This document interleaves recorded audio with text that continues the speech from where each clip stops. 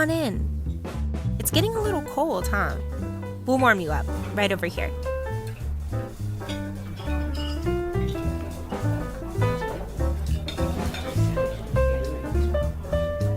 We'll put you by the kitchen so you can talk to the chefs.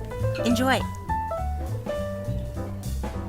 Hello. Hey there. Welcome to A Minor Diner, where we take a recent music release, give it a theme, and pair it with two other works of art to create a 3-course meal. We've got an appetizer, an entree, and a dessert to make our meal du mois, our meal of the month.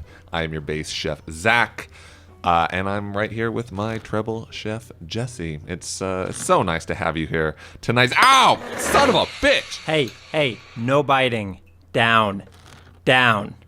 Sorry, everyone. Jesse's turtle just tried to bite It's our turtle. No, you tried to build a parking lot outside. You hit an aquifer, and now we not only have a pond outside, but an adult male Sawanese snapping turtle inside, and it bites. Don't call him it. What, you're going to name him? I guess it's my civic duty now. What are you talking about? What is that? Got a letter from the city today. Fancy that. You try to build a simple parking lot and can't get a call back from City Hall. A parking lot for a restaurant with unmatched historical and cultural value, and the mayor can't seem to find the time to write. But your sweet, serene, and sensitive snapping turtle bites one kid, and you got the whole legislature trying to... Wait, actually, is the kid going to make it? You know what? I hope they lose that hand, little brat. The sign out front literally says, "Do not pet." And so what do? Try to get a Snapchat with it. I'm no lawyer, but this seems like an open and shut case. But what did your letter from the city say? It's an ultimatum, I guess. Here in America, I didn't know we're still issuing those. There's only 2 conditions that an adult male Sawanese turtle can be on the premises. Number 1, if we cook him and serve him to customers. Or number 2, if we convert the pond into a conservation area. So are we going to eat him? No, Zach. I don't want to eat my best friend in the entire world. You've only known him for like a couple months, and I thought I was your best friend. Don't split hairs. Why not keep the pond and turn it into a nature preserve then? Because then we can't build the parking lot there. Now we have more customers because they want to see the turtle, and they have even less of a place to park. Because you flooded the street. It's an endless cycle. One begets another. You know, I didn't think... When I thought about my adult life, I didn't think it was going to be like this. I just wonder what our ancestors... You know how old turtles can be? I wonder what it was like when this guy was just a baby, what the world was like. Maybe it was better. I don't know. I know that this wouldn't have happened when we were kids, though. When a nice, respectable man says not to put your hands near his innocent turtle's extremely sharp mouth. Okay. Let's not say anything that further implicates this restaurant. But, I mean, your point there actually lends itself to a new meal that we're serving this month. Yearning for a perfect past. While some people might be happy with today's life in the digital age, some of us feel like we were born in the #wrong generation. Whether you're a hippie who wishes they were in Haight-Ashbury in the 1960s, or you're still wearing a corset and speak like a character in a Jane Austen novel, it's easy to feel like we missed out on our personal perfect past. We were inspired this month by a gratifying drive-in burger and fries from Silk Sonic's debut album, An Evening with Silk Sonic. We've paired this smooth soul album with an 1870 Verissimo painting and a 2017 Neo Giallo horror film. And coming to the table right now, our appetizer. So, our appetizer this month is the debut collaboration album of 2 relatively well-known musicians in this day and age. We have Bruno Mars coming from the mainstream. He's been around since 2010. Shifted himself over the last few years to be a kind of throwback connoisseur, per se. Then we have Anderson .Paak, a little bit more on the independent side, the indie side, I guess you could call it. Had a few relatively popular albums: Malibu 2016, Oxnard 2018, Ventura 2019. But this is, I guess, his crossover into the true mainstream. But Bruno Mars, Anderson .Paak met during a tour of Europe. Yep. A few years before this, decided during the pandemic that they were going to collaborate on an album together. Together as one, they are called Silk Sonic, and they have just released their debut album, which is called An Evening with Silk Sonic. And you've probably already heard some of these tunes before, some of these melodies before. They're all over, whether it be like TikTok. In my opinion, some of it is a bit like car commercial music. I haven't heard it in a car commercial yet. But that's because the car commercials haven't gotten to it yes, yet. exactly. They're scrambling. They're scrambling. They need this. Yeah, like as you said, Anderson .Paak is a bit, relative to Bruno Mars, a bit newer on the scene. He's a bit more, quote unquote, indie. Yeah, because he's not a complete nobody by any sense. Like he's, if you have a mid-sized festival, he could probably conceivably almost headline a mid-sized festival. Like he's not small by any means. Yeah, good like audience reviews, critic reviews. Like he's kind of got the full gambit there. And then you have Bruno Mars, which if we could talk about before we even get into this, let's just contextualize. split hairs about Bruno Mars real quick. Yes. Did you know, before we get started, did you know that Bruno Mars's birth name is Peter Gene Hernandez? I did not know that. There's a... because like I know that when he was very, very young, he was like Michael Jackson like performer when he was like 3, 4, 5 years old. This is Hawaii something that I also learned while preparing this dish. When Bruno Mars was 5 years old, released an Elvis covers album. Which proves, that means that his family had to have come from a decent chunk of change to produce an album for their little 5-year-old in a Elvis costume. Yes. Yeah, and that's like, I guess, a weird ominous foreshadowing to what his career became of these revivals. There's this weird like picture floating around. It was mostly like a decade ago, so it's not floating around now. But there was the bassist from like Fall Out Boy, Pete Wentz or whatever.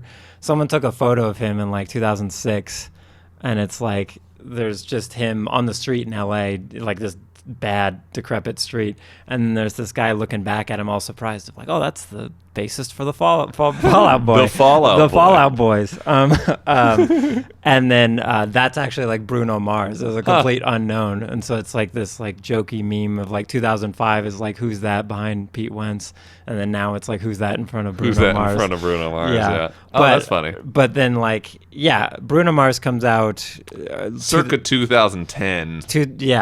And like I remember when he first, I can't remember the first like thing that really made him pop or whatever, but there were endless in that year. That debut album, there were 4 or 5 like big, maybe number 1 hits on that album, and they were all just uniformly terrible. Like the worst shit. I didn't know if we agreed on this or not. Just the Way You Are is one of the worst songs. Yeah. Marry You is somehow even worse. Yeah, and that's like the weird thing with Bruno Mars, because we try to keep it positive and not like scream at our customers before we serve them our dishes. But it's the kind of like cloying, fake, empty garbage that like actually makes me angry. It's like vacation music in whatever sort of way. It's like Jimmy Buffett. Yeah, like the 2010 we will get to that. Of Jimmy Buffett. We have those locked in the basement here, those meals. But yes, but like he goes from that, because I remember that, and he's like wearing those weird hats. I can't remember what you call them. He's wearing weird hats. Yeah, like you do in that era. In 2010, everybody was wearing fedora Pharrell, hats. everybody. Yeah, but then he goes into his like unorthodox jukebox era, whatever, with like Locked Out of Heaven. Heaven and Locked Uptown. Out of Heaven is a good song. I go both ways because like I love it. I think it's really great. And then every single time I get like 75% of the way in and I'm like, actually, I'd just rather listen to the Police. I'll just like, put on the Police. Yeah, because this I is a get bit that. too whatever. But then like Uptown Funk, I remember when that came out and like just cancer, just like the worst thing that happened to popular music. Cancer only because, okay, so I am going to, hello, my name is bass chef Zach, and I am going to stick up for Uptown Funk now. This is the schism. This is the split. This is the split. This is where A Minor Diner dies. I think it's a pretty perfectly constructed pop song that, unfortunately, everybody has heard 250,000 times. And I will never hold that against like an artist because like people like something's been overplayed. I don't think is a rational complaint. Like it's not their fault Yeah. that they just like A, created a good song, and B, spent millions of dollars on promoting it. Yes, because it's very similar to like the Beatles. Like if you say like you wear a Beatles T-shirt and like who's your favorite artist or whatever, the Beatles, and it comes across as like a surface level nonsense answer, but it's like, well, it's not their fault that they were pretty good and they pretty were the most popular band of all time. Yes, yeah. And so Bruno Mars, I would never hold that against him because he does have like a lot of talent, and I think he's a drummer as well, and he's a pretty talented drummer. But then like just like my brother and I talked about this years ago or whatever. It's just like that's the genre. It's just Super Bowl music of like the artists who have played at the Super Bowl kind of increasingly. Not Tom Petty, not The Who 20 years ago, but like the acts that they get now are just kind of like... Well, because it's palatable. Yes. Like there's... so Bruno Mars' kind of entire shtick is that this is palatable stuff.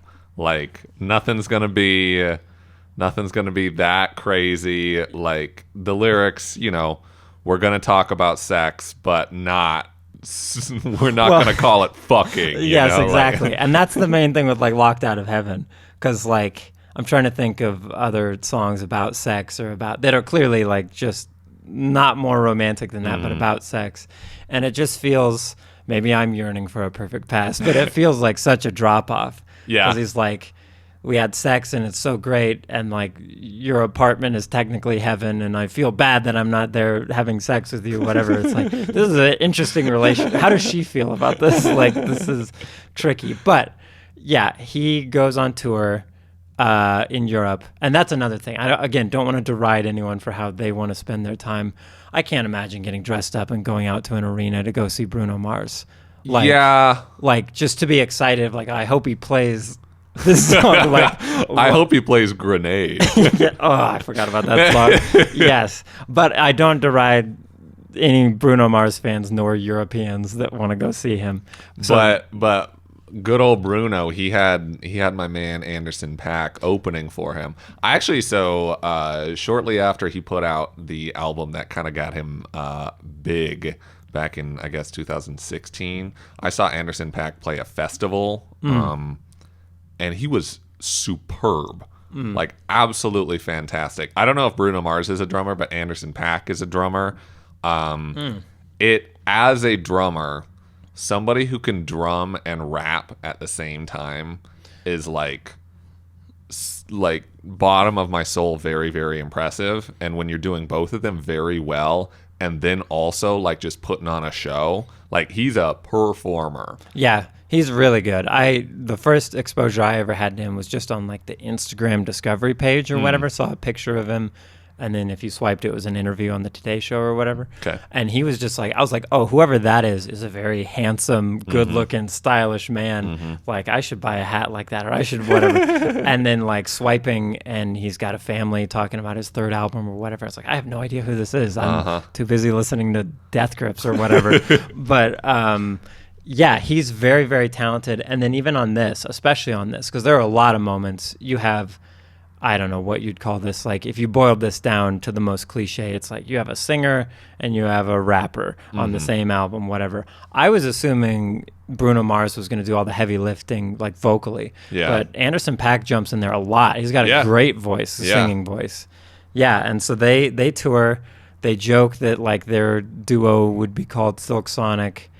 And then all of a sudden, out of nowhere, like earlier this year, they tell everyone there is actually a Silk Sonic album, and Bootsy Collins is on it. And, Bootsy Collins is on it. Which, we'll get to that. But and then they put out like a slow trickle of singles, and each one of them is like a home run, basically, of like everybody really goes for every one. And then have now put out the album. And it's got this sort of very 70s inspired album cover, 70s inspired music videos. And it is clearly, I guess we can get into the actual theme here. Let's get into the theme. Because they are not that old. They were not alive in the 70s. So this is inherently a nostalgic album. Yes. And it is one that is based on the aesthetics of the time. Because they don't remember Brooklyn or San Francisco in the 70s. No, yeah. They weren't alive for Motown. They weren't alive for the Philly soul movement. Yes. They're just listening to it after the fact. Like a lot of people. I mean, everybody has like at least a glimmer of respect for like Aretha Franklin, but like these are all people that weren't alive to watch Aretha Franklin like be her act. And it's I don't know if this is the perfect place to start with this conversation, because I feel like this is kind of a minute point, but I think it's kind of interesting that because this career has already happened, I feel like after the fact, it's kind of easier to make an idol out of a person when like you're not every new album you don't listen to the day of, and you don't get like kind of disappointed when it's not that good of one. Oh, yeah. It's like, no, now we have all of Aretha Franklin's hits. You just buy the fucking greatest hits CD, and you're like, wow, all 30 of these songs are fantastic. She was perfect. Yes, and that's her like life's work. Yes. Yeah, because I get into that a little bit with like, I have like David Bowie and Marvin Gaye. It's just like everything they ever did, I like it on a very whatever level. Yeah. But if you try to talk to anyone about that, it's like, oh yeah, it's just the best thing ever. It's like, no. Those guys put out like 2 albums a year for like 40 years. And there was some of like, them were bad. yes. Like especially like, because Marvin Gaye would be a good comparison here, because he kind of, I don't want to say he invents smooth soul, but he's He's the guy. Yeah, Him and he's Al like, Green are like the guys. Exactly. And like he does not start out doing that at all. Like he's doing these like show tunes and really, really poppy stuff, and then gets more sexual and introspective and smooth and all of that. And like when you have these figures that we're gonna just not steal, because it's never stealing, because no one is an original. No. But then like we're gonna take the aspects of, like you mentioned, Aretha Franklin. Like when people gush over like Adele. Adele is like, I'm still kind of waiting for Adele to find like who she is as an artist, because I haven't heard anything about her that isn't just I'm the strong woman singer singing kind of ambiguously, whereas Aretha Franklin, like, it was always a tangible thing. Yeah. But the subject matter on these tracks, and then especially the instrumentation of it, I was surprised, because I was like ready to like, oh, this is gonna suck, like the trying to sound like the 1970s. It's like one of those Dave Grohl things. Like, oh yeah, we're using old amps and old tube whatever, and it's like, I don't care. Just like Kurt wouldn't have cared either. Like just keep going. Just write better songs. Don't try to fit the equipment to it. But these sound pretty good. Like all of the little percussion elements and like the glockenspiel stuff is like, oh yeah, that has been lost to time. We haven't really put that in pop. Yeah, reading about the production of the album, it's, I don't know how to feel about it, because like part of me is like, oh, this is actually really cool, and part of me is like, okay, so just as an example, so for the percussion, you were talking about the percussion, they sought out like the particular drum skins that were used on some of, like, you know, the old Gamble and Huff records, basically. Oh, wow. They recorded the entire album with just 1 or 2 mics for the entire room of musicians, because that's how they did it in the 1970s. And they're talking, this interview with Rolling Stone, they're talking about how, you know, they've got all this stuff, you know, they read all of these old drumming magazines, and they found all these old session guys that told them the tricks of the trade in the 1970s, and they've got all of this stuff, and they're recording it, and they're like, it still doesn't sound right.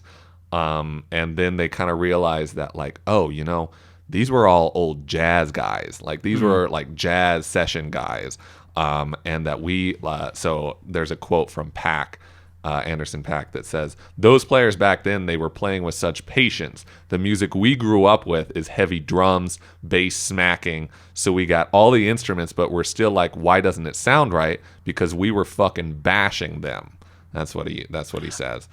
That's an interesting way to look at it. Because also, because they're both, like, if that's accurate, what we both said, that they're both like percussion guys, that they're both drum guys or whatever. Music in the last 50 years has like hardcore swung from melody to rhythm. Yes. And so like trying to do something, let's make it like smooth and soulful and everything, doesn't work with rhythm. Like rhythm is like a command, whereas like melody takes that jazz touch. It takes that rhythm or that blues touch. And I wonder, because how long do you think it took from that realization to then quote unquote fixing the album? Because it feels very soulful. It feels like good. The final finish. I'm not sure. I didn't listen to any of the demos from the sessions. I wonder how different they were. I wonder because you're right. Like it feels pretty spot on. Like I don't think you would trick anybody and be like, yo, this was just a lost album from 1971. And just like put it out on like a reissues record label and people like buy it. I think mostly because of like the lyrics. That because there's this Charles Bradley, right? Is the James Brown impersonator, who then goes out and does his own music, and it sounds like perfect in my opinion. It's straight up like you could say, what's that album that I really like by Charles Bradley? Thanks for bringing him up. Oh no, I haven't even thought about it, but he's like, because No Time for Dreaming. That's what. Because he like any diners here, even just go look up his cover of Nirvana's "Stay Away." I played that for my brother a little while back, and I was like, guess what song this is? Guess what this is? And it just sounds perfect. It sounds like it could have come out, like the sound that it's trying to emulate. It could have been the 60s, 70s. It also sounds very modern. It sounds just like timeless. And there's that weird taxes that you have to pay of like, well, if I want this to sound like, it's like why Always Sunny in Philadelphia works for people. It's because it's so decrepit and provocative and whatever, but it's playing upbeat 1950s infomercial music. So it's like the idealized America versus the actual America, and that's why it's funny. Whereas then you get stuff like this. And, for our younger listeners, I apologize, but, talking about like women gushing and stuff like that is like not what would be allowed on WAFM, whatever radio in Detroit at the time. I love it though. Honestly, so the first time I listened to this album, I cracked up laughing on two separate occasions because of lyrics. And I wrote them both down. The first one being on "Leave the Door Open," which is like their big hit. But it goes, "If you smoke what you smoke, I got the haze, purple haze. And if you're hungry, girl, I got fillets." And I thought the first time I heard the song, I thought it was "I got the Lays," like the potato chips, the Frito-Lay plug there. And I thought that was simultaneously the dumbest and smartest lyric I'd ever heard in my life. And then a few songs later, I think it's "Smoking Out the Window." Anderson .Paak has a verse that he's talking, because it's like a breakup song or like a "this girl cheated on him" kind of song. And the verse ends with Anderson .Paak just going, "Not to be dramatic, but I want to die." And then the music cuts out entirely. And I'm like, that's perfect. That's actually, I don't like, and I think this is is kind of a, how would I put it? Like both of us are anti-irony. Right, like we're not like here at A Minor Diner. We really, really don't like ironic, like look how bad good this is kind of stuff. And I think something like that hits the kind of perfect middle ground where it's not self-serious. Like they wrote this and they were laughing about it. Yeah. But it's not like a joke. Yeah. Like there's something, because like I don't really like camp, and I can appreciate camp when it's done correctly or whatever, but most of the time it's not. It's just really gaudy, overly obvious, like you're saying. It's just sarcasm for sarcasm's sake. And this does feel like endearing. It feels like the sensibilities of the past with like a slight augmentation of like slight irony of like, oh, isn't it crazy that, because like the music video for Smoking Out the Window, there's this moment where Anderson .Paak is just like passed out like on the floor of like some 1970s variety show, and they're still singing and dancing, but the wide angle there just shows him just like passed out, and it's like beautiful. It's great. It's funny and it's aware, but it's not like, because I think a big thing with nostalgia that I hate nostalgia, and so this is like. This is where we're, and this is what's, I think, going to be interesting about talking about these three dishes today, is that, like, our treble chef here is generally very anti-nostalgia, and then your base chef here, one of my musical projects is just, like, making 80s goth pop. Yes, exactly. And that's why it works. That's why this culinary marriage works. Yeah. Because, like, I was, again, name drop for the third time, talking to my brother one time, like, 10 years ago. And I was like, I just hate nostalgia. I think it's the worst thing ever. I think it's, like, a pollutant of the brain. It's just the worst thing. And then, like, 5 minutes later, I'm, like, then gushing about how much I like history. And he's like, so how does that work? How do you like that sort of thing? And I think it's because of these weird like value judgments that people put on the past. Because I don't think, like, let's go like full political for a quarter of a second. If you would call yourself right wing or conservative, or you would call yourself left wing or liberal, at least here in the U.S., like any moment like farther in the past than like 5 minutes ago was terrible. Like you can, like everyone was objectively more racist 13 days ago than they were today. So like if the entire span of human history like goes against your values, it's a bit, I would argue, too strong of a value. Like totally. Well, you know, I think if we were to, you know, make a pie chart of what a normal person in our generation does on a daily basis, I think about 12% of that pie chart would be complaining about boomers.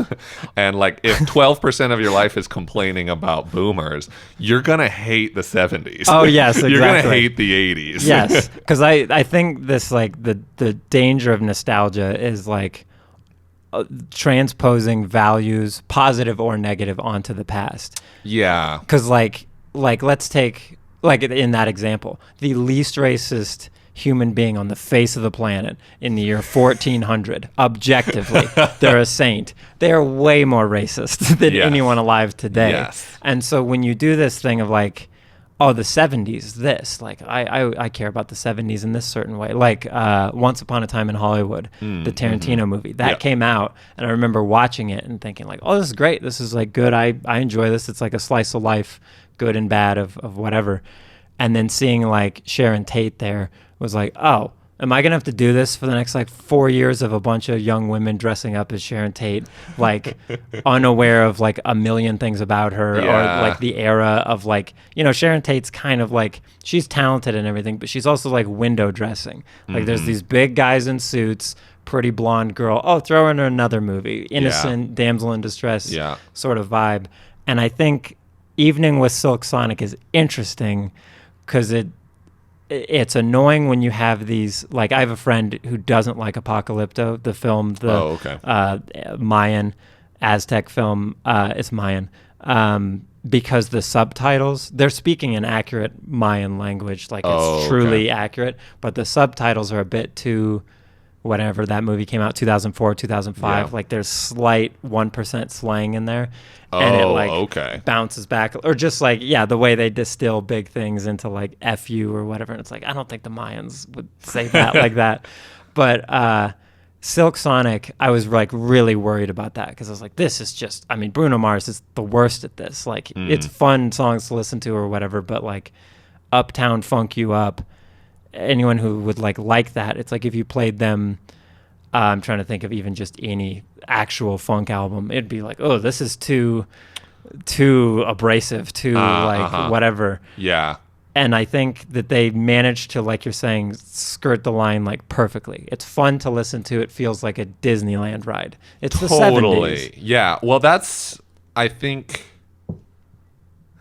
to go back to kind of self-serious versus irony, I think they went in, and reading interviews with these two, like, I don't love Bruno Mars, but I think both of these dudes would just be like pretty fun to hang out with. Yeah. They seem very just kind of like, yeah, this is what we're doing. And so Anderson .Paak, he says that early on when they're making this album, like he brought in this, because Paak, Bruno Mars you would never really call like a political artist by any stretch of the imagination, Sure. but Anderson .Paak gets a little bit deeper into his lyrical content. Mm-hmm. And brought a song to the table that was more kind of, like maybe Black Lives Matter-y, like talking about the issues of the day. And Bruno Mars just straight up told him, we're making music to make women feel good and make people dance, and that's it. And then Bruno, like in this interview, Bruno's like, I hope you don't flip the shit I'm about to say around and say, these dudes are deep as a puddle. It's not that. It's just that we feel our purpose is this. We need to light up a stage, put the fear of God in anyone performing before or after us, and bring so much joy to the people we're in front of and the people listening, especially in times like the time we're in right now. For me, I know I wasn't listening to any depressing music. We're already in a weird spot, so to try to get in there, no, I want the escape. And so all of this is about this escape. And I don't know. I don't know how to feel about it. Like I don't know. What do you think? You're looking at me like you're about to just diatribe. I didn't know any of that, and I feel like a shark. Just like, oh wow, there's like a fresh baby seal in the water now. Yeah, I think that's like abhorrent. Like I think because people do this all the time. Because there's like two very annoying spectrums I feel in modern art today. Of like, well, all art is political, and it's like yes, but you don't hit people over the head with it. Like that's not good art.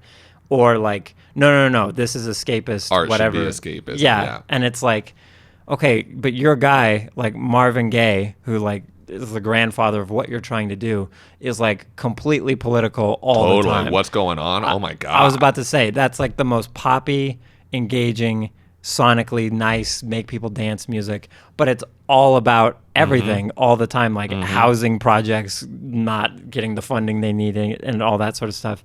And then you have like fluffy, quote unquote nonsense like Paddington, and Paddington is about like the immigrant experience in the West. Like it is still about something.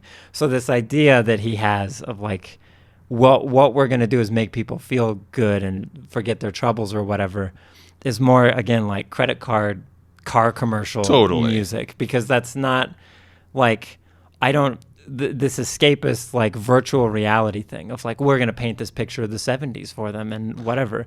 It's the same risk that you run into with like, well, you know about the 30s in Germany, everybody, right? And it's like, okay, that is an objectively terrible situation, but also infinitely more nuanced than like a sad painting or whatever. Like there's a lot of things going on there. And so when you look at like, the 70s, and it's like, yeah, they're like Bruno Mars. The 70s were a time of like disappointment. Like the 70s, turning into disco. I mean, like even disco. Disco was this weird thing where disco was at first like very gay. Like it was just the discos were gay discos, and it was kind of I don't want to say escape, but it was like a very kind of indie, smaller scene that these, people were going to, and it was very like underground, cool DJs that were doing this shit. And then it got ate up by the mainstream, and then it was like businessmen in suits doing the fucking YMCA or whatever. Yes. And that's like a perfect example because like Saturday Night Fever If you've ever seen that my movie, God. like anybody who like, oh yeah, no, John Travolta being young dances. and cute and he's dancing or whatever, and then like the ending is like him trying to figure out how to pay for this girlfriend's abortion or whatever, Yeah. and it's like the dark, like It's a dark movie. yeah, and it's like when anyone likes that movie, and it's like, oh, you like what is that superficial sugary candy movie? It's like, no, it's You insane. haven't seen it. There's like robberies and there's like I think blood in that a couple times of like stabbings There's or whatever. a rape scene. Like, Yeah. it's It's insane, and like it's like the same thing. Like it just reminds me of just like Instagram culture or whatever. Of just like, oh, New York is so great. And it's like New York has been great for like 15.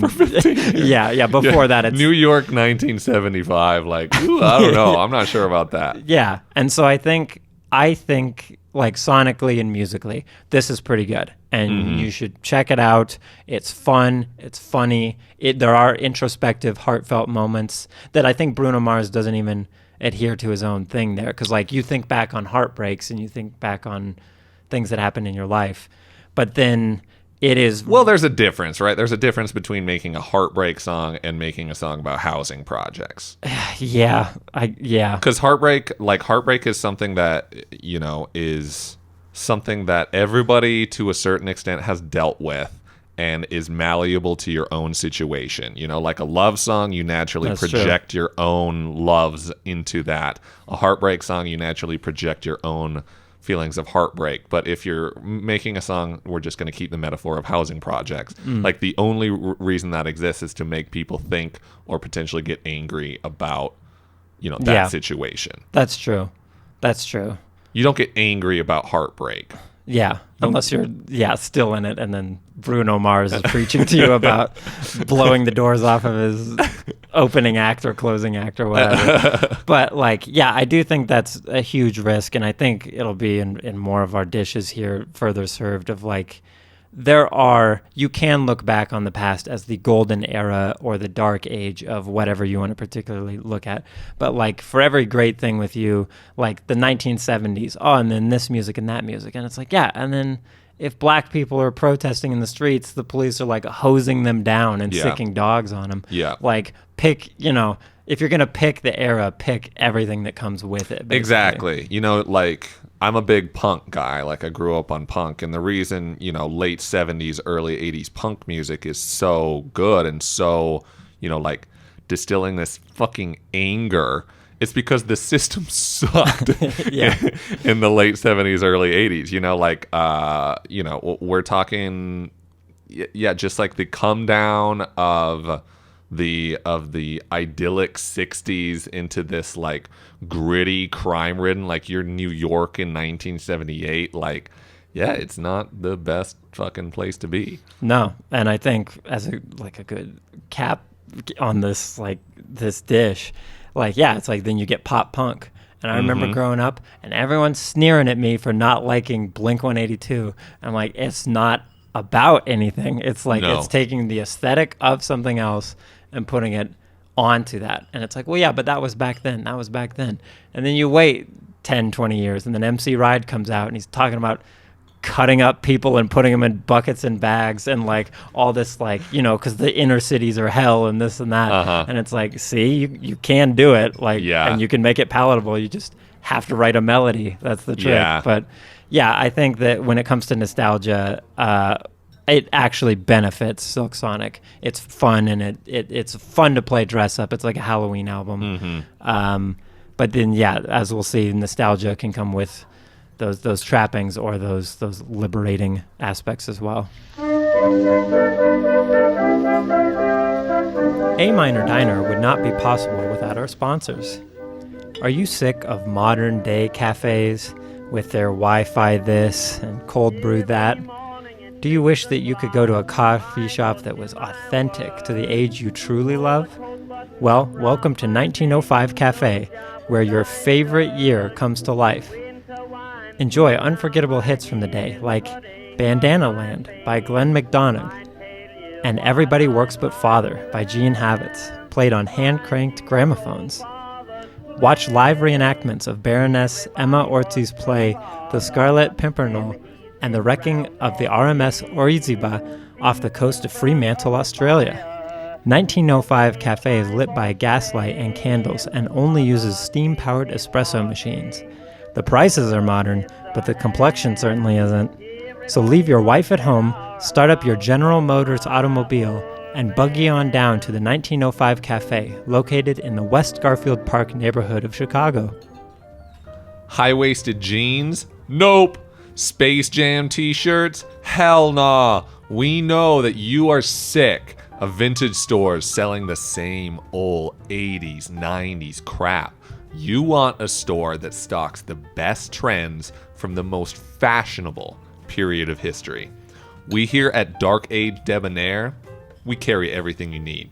From modest veils and head coverings to keep you from burning in hell, to cloth shoes guaranteed to fall apart while you're out doing your serf's work in the fields, our store helps you look like the peasant you really are. You know our handmade silk tunics are authentic because they will give you scabies. Dark Age Debonair, bringing 2021 into the Dark Ages. And now, we bring out our entree. So, in Italy, there is a volcano named Mount Vesuvius. Everyone's heard of it because it erupted in 97 AD. This was a rather unfortunate event for the nearby city of Pompeii. Most of the citizens managed to flee, but over 1,000 people weren't so lucky. The extreme and sudden heat caused these people to die instantly, leaving their bodies positioned in quite casual positions. They just sort of died in an instant and fell where they fell. Volcanic material then covered this vast area, mummifying these permanent postures and sealing the city forever. A long time later, on August 20th, 1763, after a few decades of excavating the area, an inscription was found that marked the city as Pompeii, 1,684 years after it was buried. So then a little bit later, in 1818, a man by the name of Filippo Palizzi was born. He moved to Naples as a young man in order to learn how to paint, as most Italians that we know of in the 1800s did. Mm-hmm. Everyone's a painter or an opera singer. He crisscrossed Europe throughout his life, but always seemed to find himself back in Naples, a city not too far away from the ruins of Pompeii and the eternal excavations taking place there, because it wasn't just excavated in 5 minutes. It took a while. Still being excavated. Yep. In the 1860s, Italy unified, basically for the first time since the Roman Empire. They were a bunch of city-states and like little groups, and then in the 1860s, 1871 officially, they unified. So naturally, they became somewhat introspective of their culture, something that inherently breeds a sense of nostalgia. Palizzi died in 1899, but before he did, he painted a scene that represents his people looking back at their past with longing. He titled this painting The Excavation of Pompeii, and it depicts a young woman, who we will call Philomena, standing atop the rocks and looking down at a recently unearthed fresco that shows how the women of Pompeii must have dressed and behaved. Philomena is part of a team of young women who are clearing away rocks from the site, putting them into large baskets which they can carry on their heads. However, Philomena stands with an empty basket at her bare feet and stares at the vibrant mural on the wall, lost in thought. I suppose it's up to the viewer as to what she must be thinking. Maybe she's pondering the natural state of entropy and wondering if she and her civilization will meet the same fate. Or maybe she's thinking, gee, maybe I should quit my navel-gazing lollygagging and pick up some rocks, lest my civilization end up taking the same dirt map. Dirt nap. Who's to say? So the Excavation of Pompeii is an interesting painting in my mind because I think it should be a bit more famous than it actually is. Yeah, it was brought to the table, and as I do when I'm preparing a meal for this restaurant, I began to do research into the ingredients. and I was like, nobody has written anything Yes. about this painting. It is its own Pompeii. This painting practically just doesn't exist. It's a cool painting. I really quite like it. And I think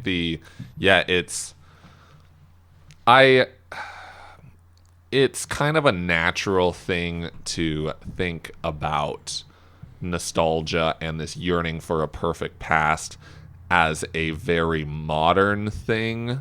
Yeah. I think partially just because, we live in the modern age and we just think about modern things and we don't think about the 1870s or the 1400s or the 60s. Yes. Like the original 60s Yeah. very often. But it has been happening forever. Learning more about the Pompeii and the Vesuvius eruption, which was in 79, not 97. Oh, there you go. So I'm canceling you. Yes. But Well, my nostalgia has blinded me. It would have been better if it happened in the 90s. But anyway, what was I saying? It basically went unearthed, like very literally unearthed, but also like completely forgotten about. Like at the time, people really cared about it. It was not a major city, but a city in the Roman Empire that was destroyed and everybody died. So obviously it was a pretty big deal at the moment. Yeah. And for a little while after that, but basically, so it was so forgotten about, they didn't remember what the city was called. Like that when they found the inscription on the walls, that were like, oh shit, this place was called Pompeii. That's because they had forgotten. Like it was literally. So I found in 1592, an architect named Domenico Fontana. He was just like digging an aqueduct because he needed to build an aqueduct. And then he just found ancient walls covered with paintings and inscriptions. That was like part of this Pompeii Herculaneum, I think was one of the other cities that was right next door. And just found this. And he's like, oh, huh. Yeah. Well, because, they didn't even know where it was. Because if you forget about it, if a generation forgets about it or doesn't know where it is, they're not then telling their kids that as bedtime stories. No. So generations and generations later, there's just a bunch of cows in a field. Yeah, we forget in this day and age that that information wasn't always just at our disposal. Like we couldn't just learn about everything with the push of a button. Right click, search with Google. a right click. Yes. Yeah. But it was really interesting. So in the 18th century, after the discoveries at Pompeii, the discoveries of kind of like the stylings of the time actually brought on this kind of, I guess, the same, people dressing in 80s fashion or something nowadays. Yeah. Like it was, so artists, architects, apparently like architects were using like inspired by the frescoes that they found, using these in like contemporary architecture. The stucco work that was very popular in England in the 18th century were the same motifs that they found in these Pompeii excavated stucco or whatever. And basically it helped spread this neoclassical movement, which, you think of the word neoclassical, like that is at its core like a nostalgic movement, like going back to what was and kind of redoing it, making it our own. And I found it really interesting reading about this whole like neoclassical movement and what came after the excavations of Pompeii, because this painting is about that same time. Yeah, and it's like an interesting, because you have the same sort of, we view the 1800s either globally or even just here in the US as like more innocent or naive times of like people were just so unenlightened compared to us today. Yeah. And that's sort of like, to your point, like we call it the Renaissance era in Europe, where there's this big explosion of art and architecture and everything.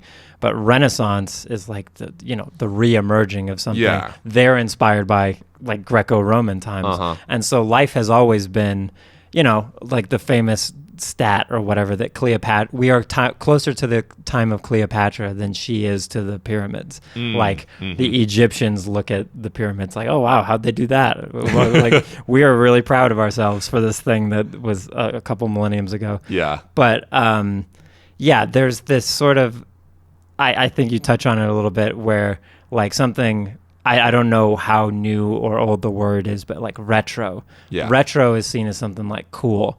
Like we can sell you this sort of like VHS aesthetic, or this like Vintage. DeLorean aesthetic, or this Studebaker aesthetic or whatever.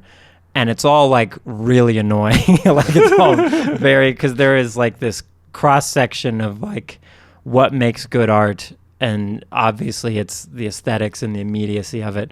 But then there's also like the context. So like he paints the Sistine Chapel, and it's both like fitting of the times, but it's also very revolutionary of the times. And so like I think when we were growing up, there was the giant 80s revival. Yeah. And I think I remember growing up then and having very complicated feelings toward it, because like when you say the 80s means a million things. Yeah. Like what kind of buildings are they building? What kind of music are they making? What kind of video games are they making? Movies are they making? Yeah. And so if you like the 80s, it's like, okay, but people in the 80s didn't like wholly like the 80s. No, the 80s were kind of terrible. Yeah. AIDS, Reagan. I mean, yes, because like you get these things, you get these big dramatic statements that it is important. Like this is, for me, the excavation of Pompeii is like important because it's like, I think there's this bewilderment now because of social media or insane politicized everything of like, you just can't believe, you can't understand how the other side would believe what they believe. And it's like really not that hard to understand of like all human behavior descends inherently from tradition, and then also progression from that tradition. Yeah. And so you need yin and yang in that sort of way. And you get this young woman here who's, I would argue, it's this liberating time in Italy. We're going to be Italians. What does that mean? And then they're looking back on their Roman heritage or whatever. They probably had whatever preconceived notions of like, oh, and everyone was this, or everyone was like overly conservative or overly like hedonistic or whatever they've been taught why Rome existed or fell. And then she's seeing it and it's like, oh, that's not even remotely different enough from like today. Totally. And like the discomfort that comes with like, oh, should I be carrying these rocks because am I about to be 80 in a couple of years and then die and then no one will remember me in the way that people remember Pompeii? And I think that when it comes to looking at especially art through this lens of nostalgia, it's like really dangerous. Like one of the dishes that I considered, assembling into this meal was the Paul Thomas Anderson movie, The Master, because Americans, when they look at the 50s, you can look at it so hyper politicized or like idyllic, whatever. Yeah. But in The Master, it's like this guy who's like coming back from the war. He's not a war hero. They're drinking like fluids out of torpedo, whatever, like weird sort of like bootleg liquor, whatever. He's trying to like sleep with anything that moves. Cults are like on the rise. Like it's this weird feeling. There's this moment that my family and I quote all the time from The Dark Knight. The beginning when William Fichtner comes out of the bank with the shotgun or whatever. He's like, don't you know who you're like stealing from? Like, this is a bad idea, whatever. That's how I feel like every 5 minutes when anyone says anything about like humanity or the earth of like, aren't you aware of like, we like made symphonies and the Holocaust. Like it's a nuanced, complicated world. Like how can you be so devastated or blown away or surprised that anything happens? Yeah. I think it was interesting. I was reading a Smithsonian article, and it basically followed this guy named Massimo Osanna, which was he might still be, but at the time he was the general director of like the Pompeii excavations just like a few years ago, and he was talking about also just slight tangent. It blew my mind when I found out about this, that an I at the end of a Italian word signifies a plural. So spaghetti is the plural form of spaghetto. Oh, I thought it was just spaghetti. Oh, No, interesting. spaghetto. And so it's the same thing with graffiti. Graffiti is Oh. the plural. So he's talking about a graffito that was found in Pompeii. And the graffito, he's talking and he says, this is about a man named Lucius and a woman named Leporus. Lucius probably lived in the house, and Leporus appears to have been a woman paid to do something erotic. I later asked Osana if the inscription was meant as a joke. That's the author saying. And he says, yes, a joke at their expense. He says, it was not an appreciation of the activity. But this is like, it's just like utterly fascinating to me. Like this is essentially like the 79 AD version of like writing somebody as a slut in the bathroom. Yes. And so, like, nothing has changed whatsoever. And, like, at Pompeii, they found so many, like, pornographic inscriptions and drawings and stuff. Like, it's kind of insane, actually. Yeah, and that's, I think, one of those, like, I think the further you get from a certain period of time, like if you're viewing art from the 1600s, each new year, you are inherently losing context and nuance to where, like I wrote a big article about this, that like people try to suggest that a lot of Beethoven's work was inspired by Napoleon and was like about Napoleon. Sorry, not inspired by, but directly about. This is definitively about Napoleon. And it's like, well, you can't say that though, because there's no record of it. There's no like actual evidence, like you're projecting onto it. And so you get things like this, or like going back to like Egyptology, where like none of us believe that there was Ra with his raven head, or these cat-headed people walking around, or this or that. Like they chose to depict something in a certain way, in the same way that if you just wiped out the human race right now, and we have all of our music videos and memes and movies or whatever, they're reflections of reality, not what life was actually like at the time. Exactly. And so then you get... That's why I like this, because there's this in the style that he's painting it in. There really isn't like an Italian style national spirit at the time, because they're just getting, you know, their feet on the ground. But it's all kind of coming from France, and there's this really romantic, like liberty leading the people, sort of like things symbolize something, and it's this optimistic look. And the reason we can call this girl Philomena is because that he actually painted her a lot. Like there's this exact figure. And so there's this painting actually called Philomena on Top of the Mountain that is the exact same woman in the exact same pose, exact same clothes. Like he just transposed her from this hill into Pompeii there. And I'm not exactly sure how many times he's put her in his work, but she's like looking off into the distance in that sort of French romantic way. Yeah. And maybe it's because she represents some kind of like liminal innocence or whatever, transitioning from unawareness to knowledge, or because he just likes painting pretty girls like Italians do, like anyone does, I guess, who's to say. But like, I think that's also a very big danger, in the same way that people deride the past of like, oh, I wouldn't go back in time if you gave me a time machine. Yeah. Because there's no good dental care or whatever. And it's like, yeah, but like you could talk to Aristotle or Confucius or like whatever, like isn't that better than scrolling through your phone? And then there's the opposite. But dental care, Jesse. Yes, exactly. My teeth look beautiful. Well, no, exactly. But it's like when people like, would you like to go see, you know, the Colosseum or whatever? And I guess I wouldn't want to see people getting mauled by tigers in there. That's an interesting example. Yes, like, okay, let's say the Globe Theater with Shakespeare, like go see that. And it's like, well, probably not, because England was doing this to you know, India at the time, or whatever colony they had. And it's like, yeah, but like, so are we now. Like people are going to look back on 2020s as like insanely barbaric in the same way that we would look back at early Italy. Because inherently right here, you get this girl looking at the Roman Empire, and there's like that's like the genesis, the sperm meets the egg moment of like, oh, we should be fascists. We should just like, you know, remember Roman was, you know, that was cool. We should just like, we should do that. We should go back to that. Yeah. Because instead of being divided democratic, you know, city-states or whatever, let's be an empire. Let's be a kingdom again. And so like art, I think, is really, really tricky Like you watch Back to the Future, and that's another good example of like the basic premise of Back to the Future is like his parents are so chaste and so like simple-minded because they came from the 50s. And then he goes back and he sees that they're all just as horny and just as like reckless as he is in the 80s.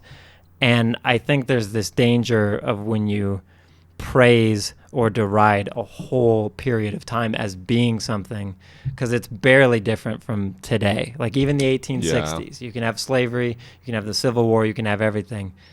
It's an uncomfortable feeling, but it's not different enough. And it wasn't different. Like there's this last thing I'll say on this note is that like there was this article I was reading of like, what did people compare bad people to before Hitler?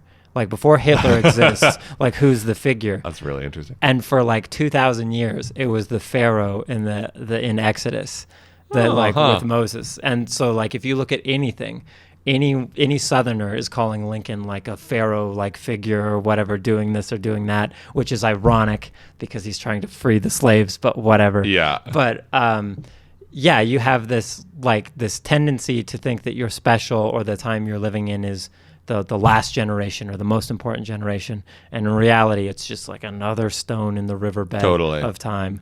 Yeah, I like you just made me think when you were talking, made me think about this book that I was reading it's really good. It's called Bold, Daring, Shocking, True. It's basically just a history of like exploitation films, but not like we think exploitation films, we think like 1970s like grindhouse movies, but this is like the original age, like the first wave 1930s 1940s, which were basically like films about VD, we think of Reefer Madness. Like Reefer Madness is the most famous of this time of exploitation film, but there are a lot of basically the author goes back and looks at life in the 1920s. And the reason that all this was a big deal was that VD, venereal disease, was a huge fucking problem. It was like the rates of men, like American men having VD was like 1 in 4 or something. And there was a statistic that said for women who came of age in the 1920s, the rate of premarital sexual intercourse was 50%. And we think it's like, oh, well, nobody had sex before they were married before the 1960s. And it's like, nope, 50%, even in the 1920s. And so, like we tend to think that our time is the best time and our time is also the most liberal time. But I feel like that is just like completely wrong. But so the more research that I did into this, the Vesuvius eruption, like, this painting, it's so multi-layered in the senses of nostalgia that you can talk about that I was very impressed that you brought this dish, because I'm like, I don't even know if he meant it this way, but it was so like interesting looking, because so Pompeii is demolished, destroyed, dead in 79 AD, which was right in the middle of Pax Romana, what they call it, which is like it stands for Roman peace, which some historians say is like the perfect time of history. Some scholars, not all scholars, but some scholars believe that there won't be a time that was better than the Roman Empire was between 27 BC and 180 AD. The era seen as the time of absolute prosperity, thriving, like the people, the social life, law, science, medicine, agriculture was never this was supremacy basically on all times before that. That was when the Colosseum was built. They built a bunch of Roman roads that made it like navigable to get to different places. Time of Horace, time of Virgil, like all of these things. And it's like, it's super interesting because I feel like right now we're living through like 90s nostalgia, right? Like everybody just like listens to nu metal again, apparently. Unironically, like Slipknot is cool now, which is fun. But like I feel like it's almost like a logarithmic scale where where it's getting the time before we are nostalgic for an era is just getting shorter and shorter and shorter because of technology essentially.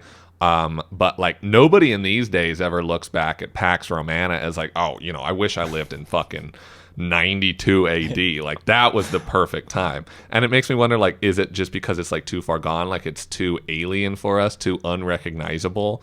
But then you think about it and it's like, oh, well, people living in 100 AD in the Roman Empire thought that this was as good as life ever got. Yeah. Like this is the apex. It's never going to get better than this. And that's like, this is like a warning, because this is just like sophomore in high school opinion here. Like I look back at, because I love history and love like comparing and contrasting the differences between these periods of time.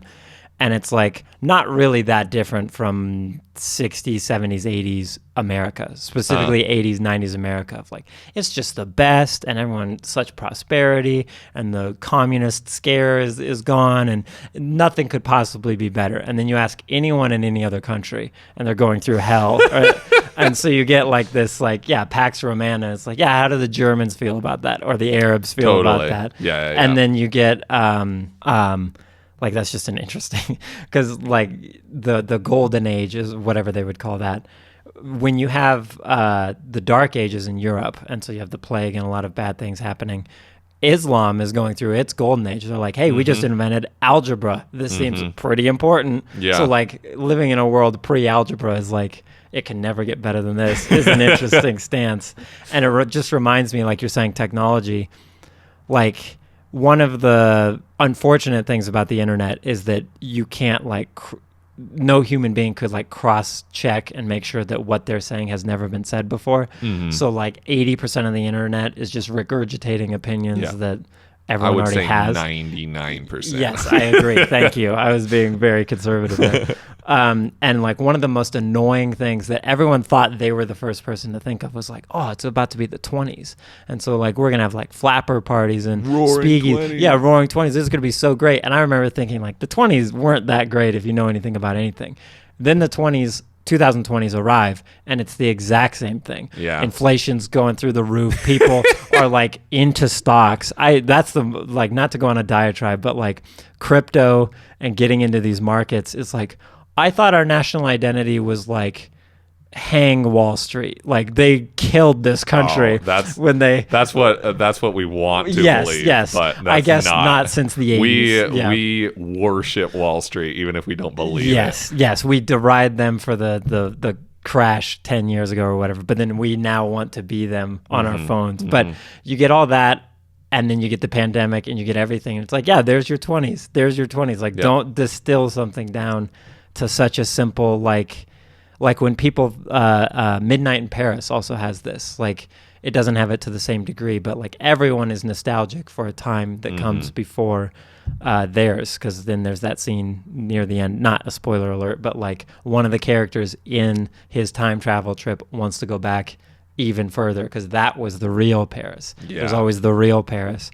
And so, yeah, like this Pax Romana nonsense, because it's like, it's fun, just like Disneyland. I love Disneyland. It's great. One of the only things Jesse talks about. Yes, exactly. I got to compare everything to Disneyland at least once. This is the second thing you've compared to Disneyland. Yes. Well, because there is an inherent nostalgia there, not to go on that diatribe, but they're like turn of the century America is the Main Street inspiration or whatever. And it's fine because it never tries to be too much more than that, because then you get the reality of what it actually is. But like, you know, I could spend a week at Disneyland or whatever. Anything after that is like the brutal reality of like the nuts and bolts of how a place works. And so you get this like, oh, I'd love to go to Pompeii and help with the excavations and do whatever. And then she's standing there barefoot in the rocks, like having to do manual labor. And it's like, it's just a bunch of pillars buried in dirt like anything else is, and like anything else will be. Yeah. And yeah, like your point about the whatever exact mathematical equation, like whatever the opposite of an exponent is, where it halves itself. Yeah, I've seen people nostalgic for like 2016, and it's like, I wasn't even mad at you. I wasn't even done being mad at you guys for obsessing over the 90s. I was alive in the 90s, and it's like, it's not that great. Yeah. And then now 2016, oh, wasn't everything better back then? It's like, no. I was so let down in 2016. 2016 was like, I think 2016 was the year that my last bit of optimism was crushed. I think that's what people do, though. They ascribe everything to Brexit and Trump and everything, and we were all just so innocent back then. The world was better, and it's like no, there was coups. It was always bad. Yeah, it's always great and always and bad. always bad. Yeah, it's always the best time, and it's okay. It's never the best time, and it's never the worst time. Yeah, it just exists somewhere in between at all points of time. Like if we lived in 35 AD in the Roman Empire, like if I lived half of my life in 35 AD and then half of my life here, like there would probably be plenty of things I would prefer about 35 AD. And then I also just like the internet. And I also like being able to get in a car or a plane. Like I like being able to get to the other side of the world in 12 hours instead of like, it half takes your life. It takes half of your life to get like to the next country, basically. Like it would take half your life to get to Canada. Yes, I think about that all the time because it's, of course, bad and terrible. Like most of human history is like these insane prejudice assumptions about other people and other countries.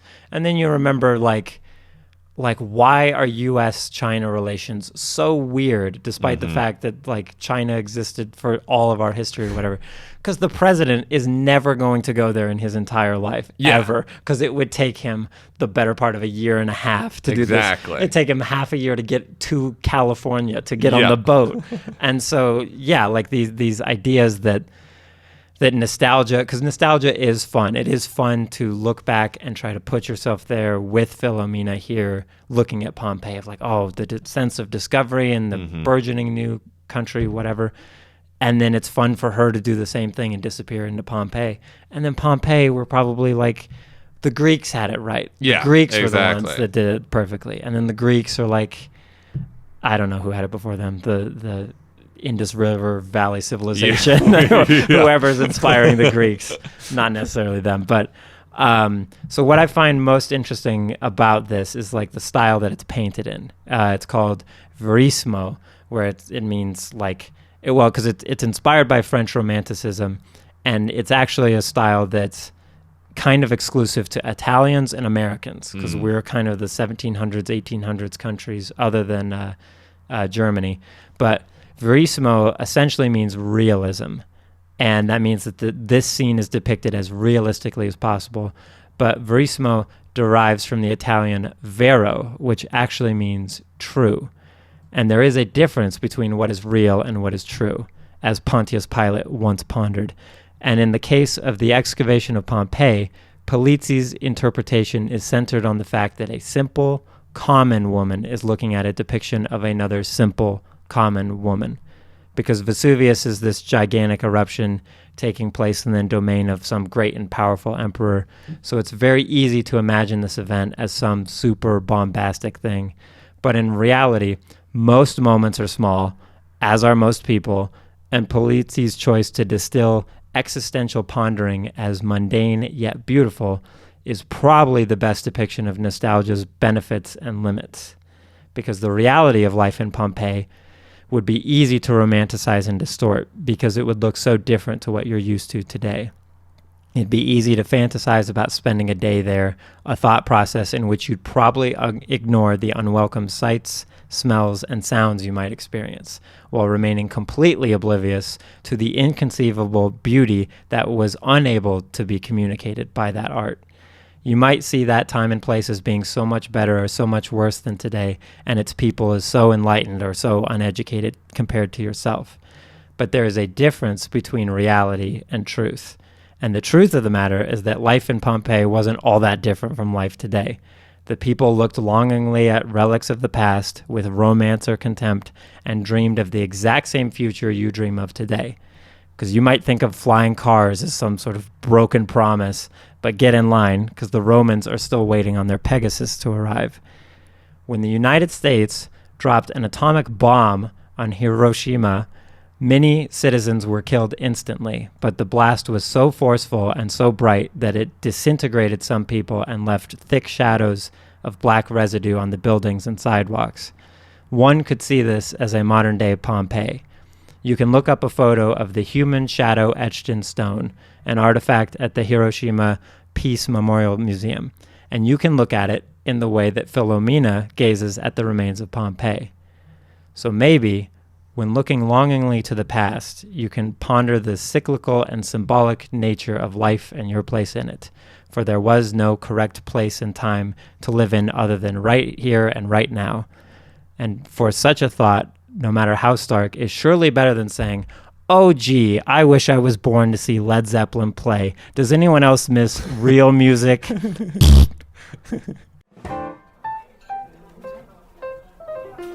So for our dessert, we're going in a bit of a different direction. A little bit of history before we get to the actual dish. I'm a horror nut. I love horror movies more than I love most people. This is true. One of my favorite eras of horror happened in Italy in the 1960s through the 1980s. There's generally like a country or two that have like at any given point were like making the most important horror movies at that time, and Italy was like definitely this in the 70s and early 80s.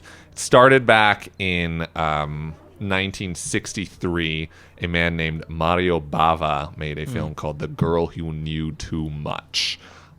Quickly follows this up with Blood and Black Lace, and movie after movie. But basically this guy and the style that he had with these first couple movies becomes a style that is now known as giallo. Giallo is the Italian word for yellow.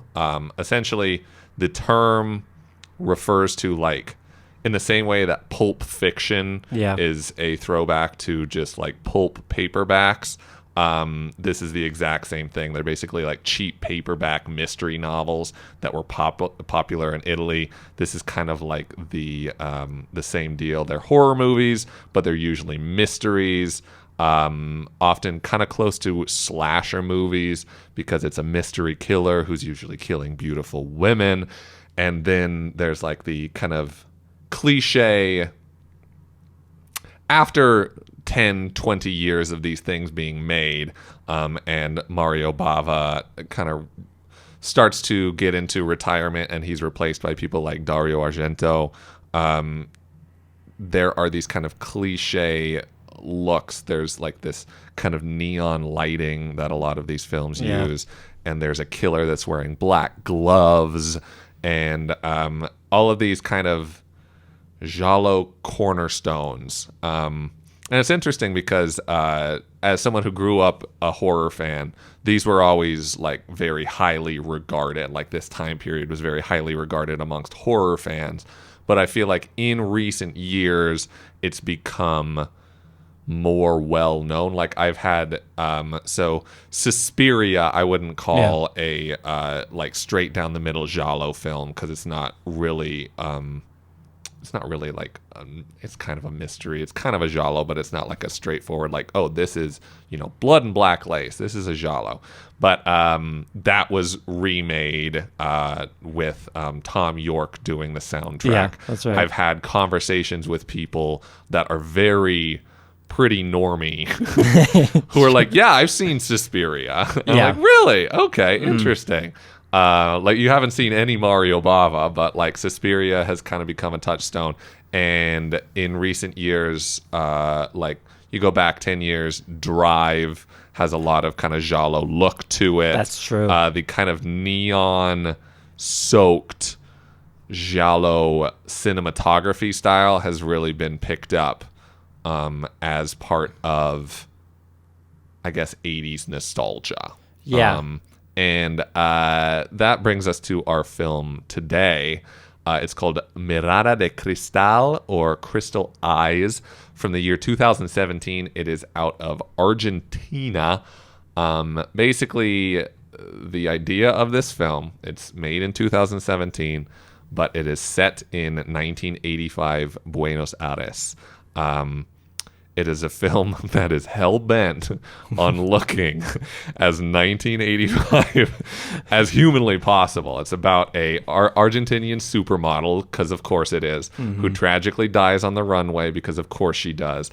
And then somebody, on the year anniversary of her death, is killing all of the supermodels that are up for a role to honor this late model. Yeah, the magazine cover coming out commemorating a year since her passing. Alexis Carpenter.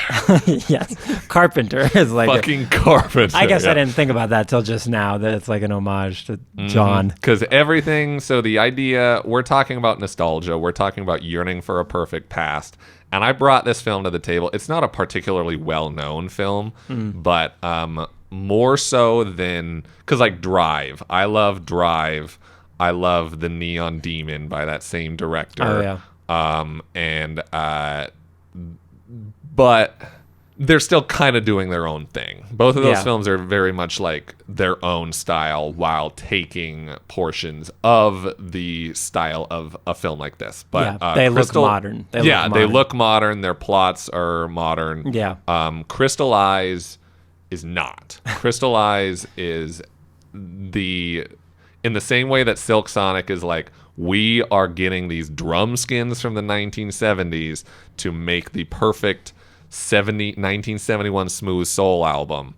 The directors, and I'm going to fucking murder these names, so I apologize if you ever hear this. It's an appropriate genre. So that's fine. But Ezekiel Endelman and Leandro Montejano, the two directors of this film, we've got the blaring neon lights. We've got these kind of artificial looking effects and dialogue. We've got the synth horror soundtrack. We've got these like musical numbers with just like aggressively 808 drum programming. Yeah. We've got nonsensical plot twists. We've got black gloves, and we've got everything, even though it's shot digital, so it doesn't look perfect. It almost like, the idea here is that this is 1985. Welcome back. And we're going to make it look as much that way as humanly possible. Yeah, because like exactly, specifically that would want to touch on it. Because like, yes, it is lit, and then like it has whatever sort of stylized lighting, but then especially in post-production, the coloring process, it is really made to look like a 1980s movie. Yep. But even in the ways that like an average viewer might not notice, that like we are so much more sophisticated, quote unquote, with our camera language these days, that the cameras they're more mobile than they've ever been. They can fly and do whatever. This one doesn't. It feels like it's on a tripod all the time. Very good cinematography. But then there's this Brian Eno quote that I wanted to introduce into this, because I first heard this back when I was very young, and I was like, I don't even know who Brian Eno is, but I agree with this. He says, "Whatever you now find weird, ugly, uncomfortable, and nasty about a new medium will surely become its signature. CD distortion, the jitteriness of digital video, the crap sound of 8-bit, all of these will be cherished and emulated as soon as they can be avoided. It's the sound of failure.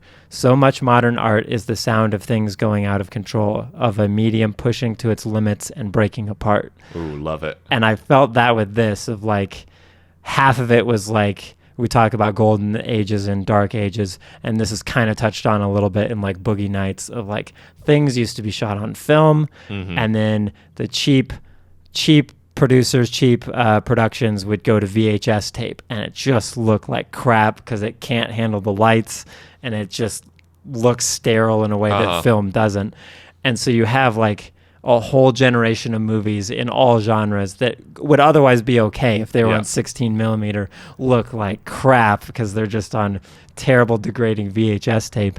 And this one, like you're saying, it's one of the few, because I think when you try to do like an 80s or a 90s look, every movie sucks. Like every movie cannot nail it. They can't do it. Yes. They can't fucking nail it. Yes. And I don't know what these two dudes did differently than the others, but they actually 98% of the time nail it. Yes. And it's like tricky because I think if you really want to nail it, you have to get the right lights that are Yeah. like actual bulbs instead of digital lights, or the right lenses, the right whatever. They don't have that money on this. Like No. they very much don't. But I was getting, in a good way, so stressed out watching it because I was like, this is just bottom of the bargain bin, like video store movie, and I'm watching this because it just looks like it was made in the 80s in Argentina. I will say I was like very appreciative of the second half of the movie when they started shooting things on actual locations and actual sets. But like you can tell there's a little bit of I think that modern audiences are sometimes a bit too harsh on things because they have their expectation of what a movie is. Yeah. And then any movie ever made will show you what it is in the first 5 minutes. And so you can't criticize it for something that it is. It's literally flying its flag saying, we are going to do this, this, and this.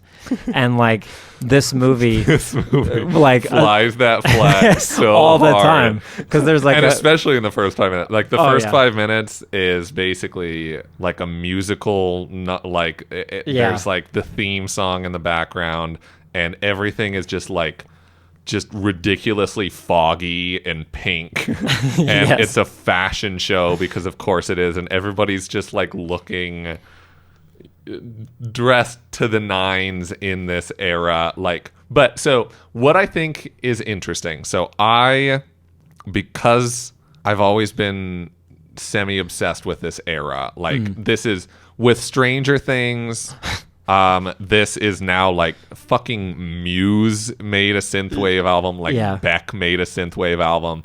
But I'm back in 2010 listening to like this fucking Gatekeeper EP that just came Yeah. out. Nobody's listening to this, but it's just like John Carpenter synth shit. And I'm like, this is the best. But something that I find so interesting about somebody like, and I don't know how familiar with this style of music you are, but like Perturbator or Carpenter Brute or like Ghost, who are making this like horror synth, neo retro wave kind of stuff, is that the 80s never sounded like this. Yes. Yeah. And that's what makes this interesting, is that they're taking all of like the cornerstones of that style, Yeah. and they are just warping it. They're just like fucking with it and making something not completely new, Yeah. but new.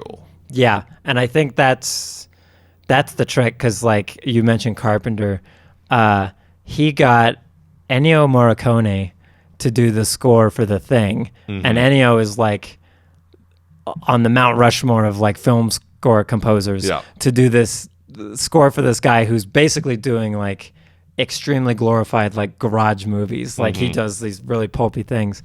And Ennio said, like, I had to go back and watch a lot of his movies to do an appropriate score of like, because Yeah. John Carpenter would do his own scores and like simplified notes, simple melody, simple Yep. whatever. And that's why when you listen to it, it doesn't sound like these grand operatic, Yeah. like Italian spaghetti Western music. It's a Casio. Yes, exactly. And so like that is one thing I did appreciate about this, because like again, like we talk about in the appetizer and the entree, there's like an annoyingness that comes to, we've talked about this, two elements of this before, that like this nostalgia for the American West is like, that was all of like 4 months that cowboys were running around doing that. And then also senses of community, because I guess I would ask you, like, as someone who's, it's not that I'm not into it, but not like passionately pursuing it like you are with like the 80s synthwave horror vibe on things.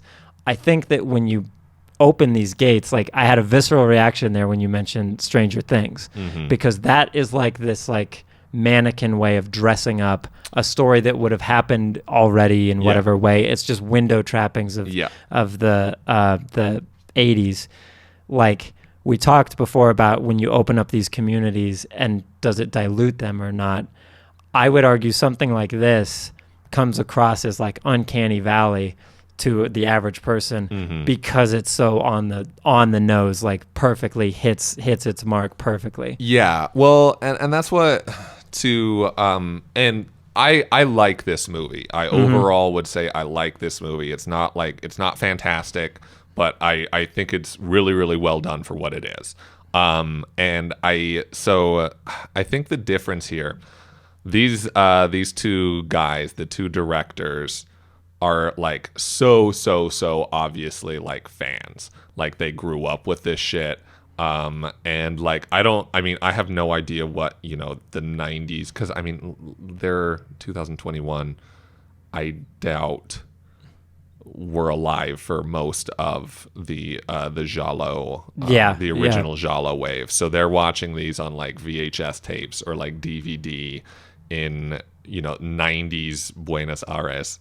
And like it's kind of fascinating to me in that, like, so they are watching this stuff when it is just not cool. And I assume Argentina does not have a strong, just like horror fan base. Like, I don't know if it exists at all. I don't know much of anything about Argentina, if we're being completely real. But, they ate, drank, and shat this stuff, like this is their life's blood. And that's what's different than like Dua Lipa making Future Nostalgia or whatever that album's called. Because she was like, this is a sound that's popular right now, and I've listened to this for all of 6 minutes, and now I'm gonna make an album about it. Like The Weeknd, like I'm an R&B guy, but now this is pretty popular and I like the sound of this, so I'm going to make After Hours. Yes. One thing I would want to talk to you about in this dish, like we're going to turn up the heat in the restaurant here for everybody, so this might be very uncomfortable for everyone. Everything sucks these days, and there's this weird culture that is like defending of things. Like if you have any critical thing to say about anything, you're a hater about anything. And I think it sort of plays into that people want this, what I'm getting at, the elephant in the room here, is like the neo-folk revival or any revival of any music. There's been like in country music exists in like the 1910s and 20s, and then it gets spun into a revival that's like Hank Williams. I don't like Hank Williams. I think it sucks. I think it's bad. Okay. But then that gets revived into like the outlaw, Johnny Cash, whatever thing that is so different from like church folk tunes. You don't like Hank Williams? I don't like Hank Williams. I don't. I think it's too... Because I don't. There's a 16-hour Ken Burns miniseries on country music, and it's very good. But that era, I'm like, oh, this isn't authentic as the one before it. And then you get the same thing later, that Johnny Cash grows up listening to that, but Johnny Cash is like living a true farm life, and they're singing very satirical, well-written songs. And I think you go through the 2010s and you start kind of like, I don't want to put words in anyone else's mouth, I start sneering at like the Lumineers and Mumford and Sons and this and that. Like, this isn't anything. This isn't real. Like, there is actual folk music like Laura Marling or a couple others that are like truly like in the trenches, exploring this sound in an authentic way. But this is just essentially bad pop music where you're wearing bowler hats and suspenders instead of whatever Bruno Mars is wearing, and you're using slightly different instrumentation, but you're using the exact same production techniques.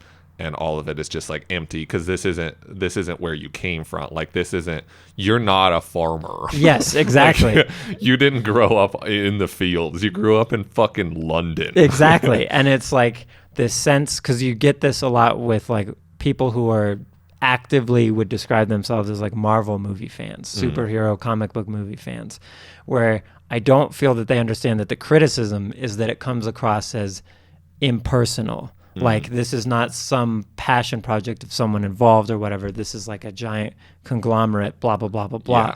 Because you can have personal, like, no one would say that about The Dark Knight, good or bad. It's like very clearly like there is select artists and you can see the paintbrush, the strokes there. Then you get stuff like this where it's like the whole thing is just their strokes and their fingerprints over it.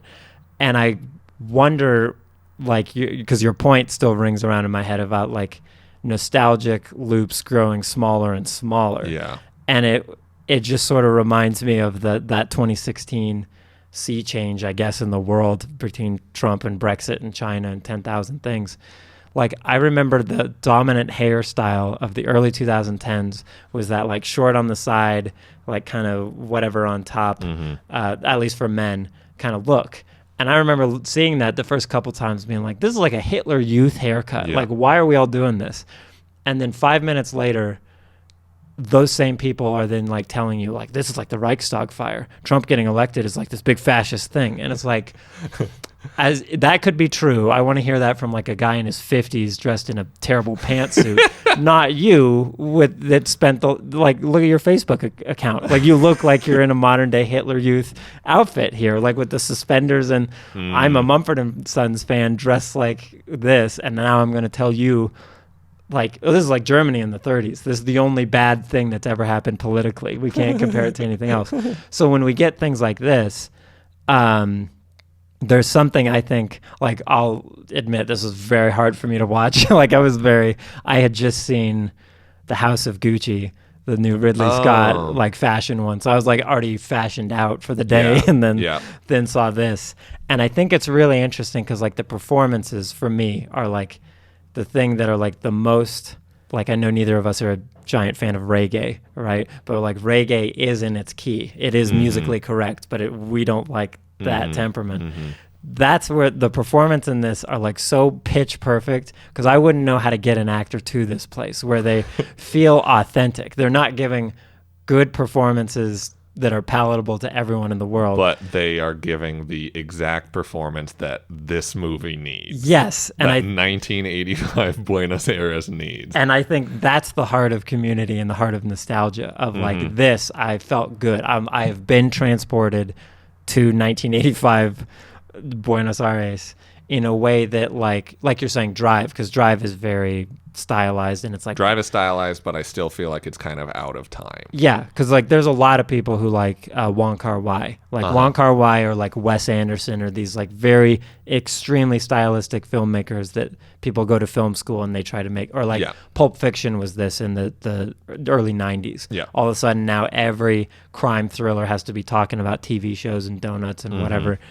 And then you get stuff like this where I don't think you want what you are actually asking for here, because this is everything that comes with it, the good and the bad. Yes. And it's great because you could feel like, I was looking up the actors and actresses and the directors and like, what did they go off and do or whatever? And you forget this was like 4 years ago. Yeah. So they haven't done anything. That blonde woman didn't do anything because she's playing a part that's like emblematic of that part in 1985. And yeah, I think it's also touching on the point of nostalgia. Without any spoilers, because everyone's going to go rush to see this movie. But I recommend. It's yeah, like you say you want 80s, like go for it. Yeah, so you think you love the 80s because you saw the It remake. This is you're not quite there. Yeah. If you really love the 80s, this is the movie for you. This is. Yeah. And I think it's interesting that the antagonist, the killer's reason, is inherently within the universe of the story. It is somewhat nostalgic. Yep. Like they're not able to let go of the past in a way that they have completely projected onto it. Yep. And I think I don't know, there was just so much about it, because if I watch a bad movie anymore after years of film school and then watching too many movies, like it stresses me out beyond belief, because I think about like what it's like on set and they're not aware that it's going to be a bad movie and blah, blah, blah. This one though, it's like, some of the cuts they do is like, okay, that was extremely on purpose. They shot listed it that way. They storyboarded it that way to be that jarring and that uncomfortable. And like the screams, like I haven't heard those screams in so long, where people just like stare at the camera and scream for like 20 seconds, because that used to be scary in the 30s and 40s and 80s. But like there was something refreshing about it. Like I gave it Letterboxd, I was like half star, can't watch this, can't recommend it to anyone. But then like subjectively, it was like nice because you felt the spirit of Argentina, how they make movies, the spirit of these two guys, how they direct and write movies. And then even these actresses, because like the head of the modeling agency or whatever is such a interesting. There's like so many weird choices, like when they go into split screen and they're showing like the deceased model, like her taunting people from beyond the grave, or their memories of her or whatever. They like while this woman is talking, like it's, they stay on her though, and she's just like thinking or emoting or whatever, and it's so fun without being like campy and trashy and gaudy or whatever. But yeah, playing to that nostalgia and that Brian Eno quote, it's like if you're gonna do something similar to like the Assassination of Jesse James movie, where Roger Deakins basically gets a lot of old lenses and really old cameras for certain shots, that it's like, oh, that looks like the 1800s. Like he's doing the work. It doesn't look pleasant to look at. This is like, I feel it's very respectful of the people who existed in that time and place. Because I would wonder if you're a Buenos Aires filmmaker who tried to do what they're doing back in 85, I would almost feel talked down to or patronized by things like Ghostbusters Afterlife or It remake or those kinds of things, or whatever the equivalent is in Argentina. But like this one feels like, oh no, that's exactly what it was like. I feel respected that you took the good and the bad and shoved it on screen. Because it's, I don't know, it feels completely made from a place of love. And while I think it's naturally like a little empty just because of what it is, like it is trying to retread a path that has already been very well trod.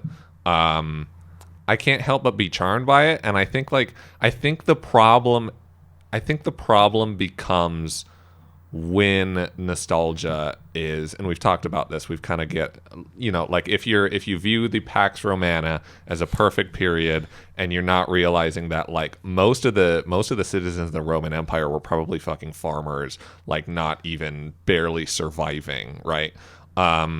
And if you view the 80s as just neon lights and neon lights and synth stabs, and that's it, then you get something like Muse making a synthwave album, because it's like this isn't real, this isn't genuine, this is just playing on trends and taking two kind of bullshitty things and trying to make an entire aesthetic out of it.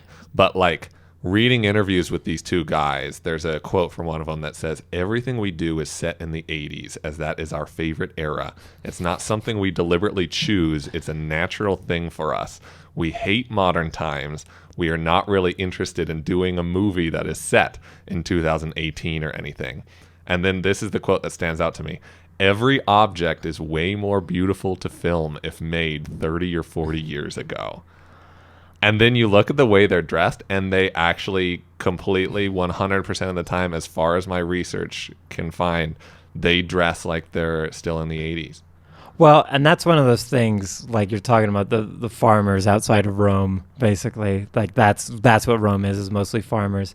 It's like that survivorship bias, because I don't want to. I think they do a good job, and a lot of filmmakers do that, where they just stay in one lane and it works for them, and it's based in nostalgia.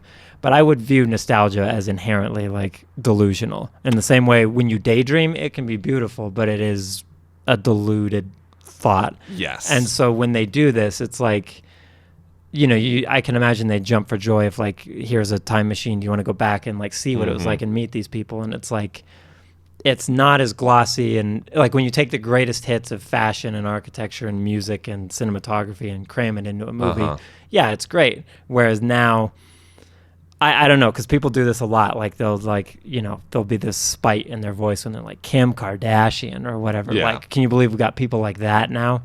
It's like, so she's the first socialite that has ever existed, ever. Like not since, Because this is the thing, is that we remember the natural thing here is, we remember the Marvin Gayes, and we remember the Mario Bavas or the Dario Argentos. But like, there's a reason nobody talks about 1980s television, because it was fucking pitifully bad. Yes. Just disgustingly, horribly awful and vapid and stupid and without merit. But we don't talk about that anymore. You might know that Knight Rider existed and think of the Knight Rider theme song, but that's it. Like, that's all you need to know about 1980s television. And that's the weird thing, because this statement will come across as super nostalgic in a double way. Like Jeff Buckley is like on record as saying that it's like the 80s are a total wash. Like it's nothing but the Smiths, and then everything after, anything other than that is total crap or whatever. And he's saying that because he just lived through that. Yes. So he's deriding that as modern times. Yes. Well, also, I do feel that's a halfway accurate statement of like, because so much of like I love Tears for Fears and stuff like that, but then that gets like co-opted in the same way any good music is like some guy in Miami doing cocaine off of his Ferrari also likes Tears for Fears. He's probably not really listening to the lyrics of it or whatever. And I think,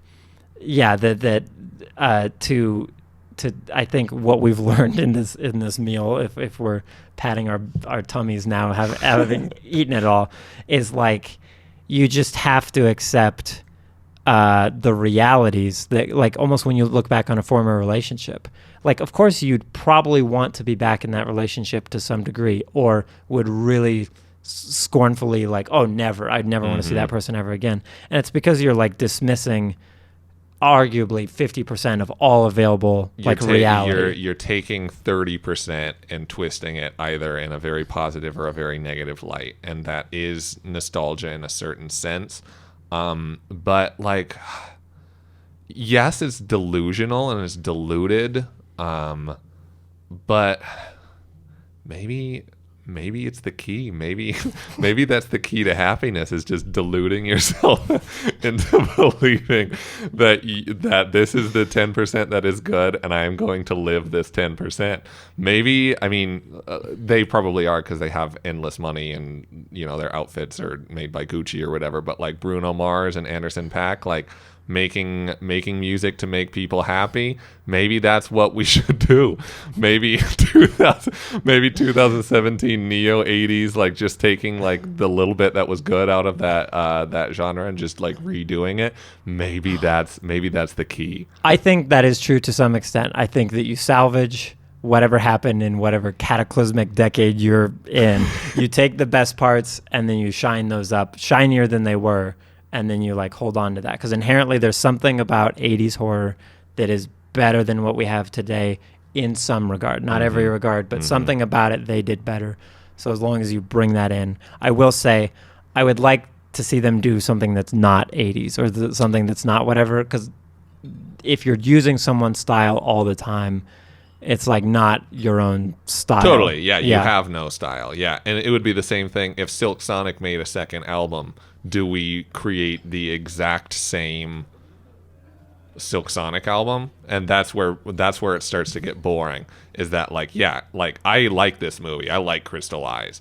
I would recommend Crystal Eyes. But if they continued making the same movie again and again, I would maybe watch one more of them and be like, I've kind of seen this. You know? That's true. And so it's just making me think that like maybe Vesuvius did us a favor of like just bury this, don't look at it anymore, and you can look at it in 1,500 years, and then now you can be nostalgic. You can like keep those loops open, basically. And if you didn't like that, down. Also on the menu this month, Nation of Language, A Way Forward. The new wave of new wavers deliver another solid album of synth pop hits. It's pastiche, but hey, when a sound works, it works. Magdalena Bay, Mercurial World. Pop is generally singles music, with a couple radio-ready hits and a bunch of throwaways. Here, Magdalena Bay somehow perfected the art of the pop album on their first try. Highly recommended from start to finish. Maktaverskan, for Alting. Sweden, and perhaps the world's premier jangle goth band, hits their fourth straight home run, proving to make the best goth music, you must live in Gothenburg. Bad, Bad, Not Good. Put out Talk Memory. Bad, Bad, Not Good have been trending further and further towards pop music until this, where they strip away vocals entirely and gift us with a yummy jazz fusion collab with Brazil's Arthur Verocai.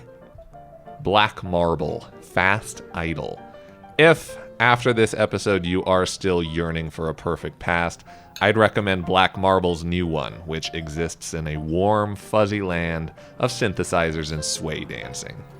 It's been a great month, and by popular demand, if you look up A Minor Diner Dishes on Spotify, we have compiled a playlist for you of every dish that we've ever discussed on the podcast, as well as the also on the menus.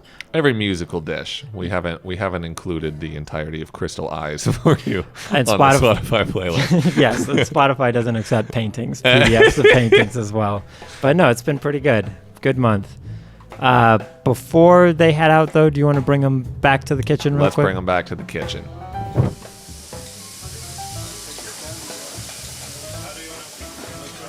So this is Notes to the Chefs, where we ask you a question, and then you, our dear patrons here, give us your answer. And last month, we asked you, what work of art has created a strong community for you?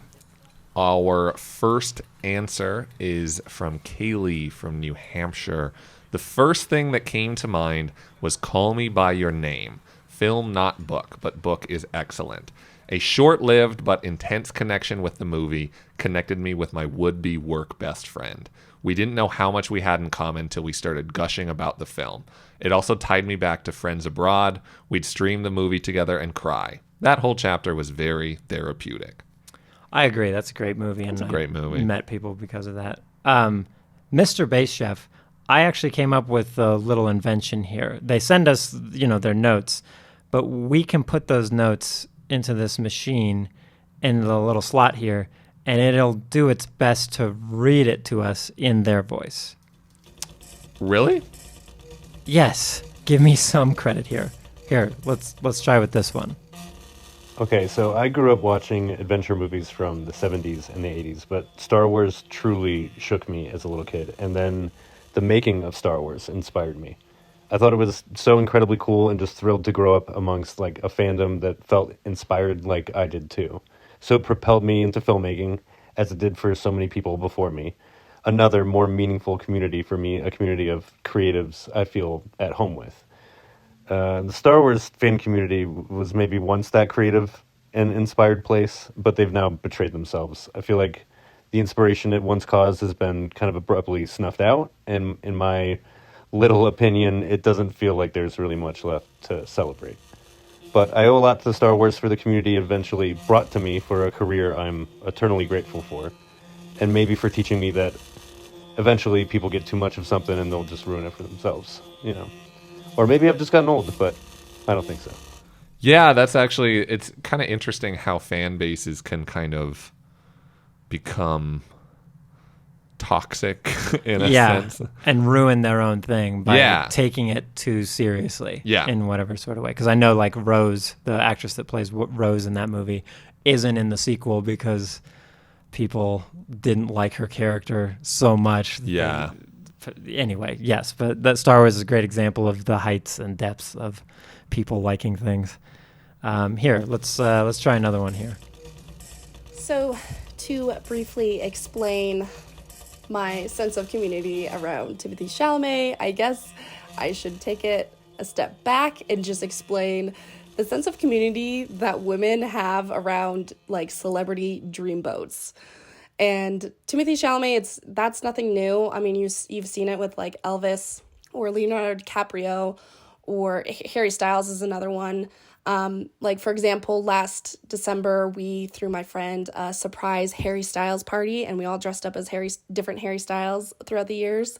And we had watermelon sugar cocktails, and we took pictures in front of this cutout that I have, and it was fun. And like, all of us really love Harry Styles, and I think it goes beyond his music.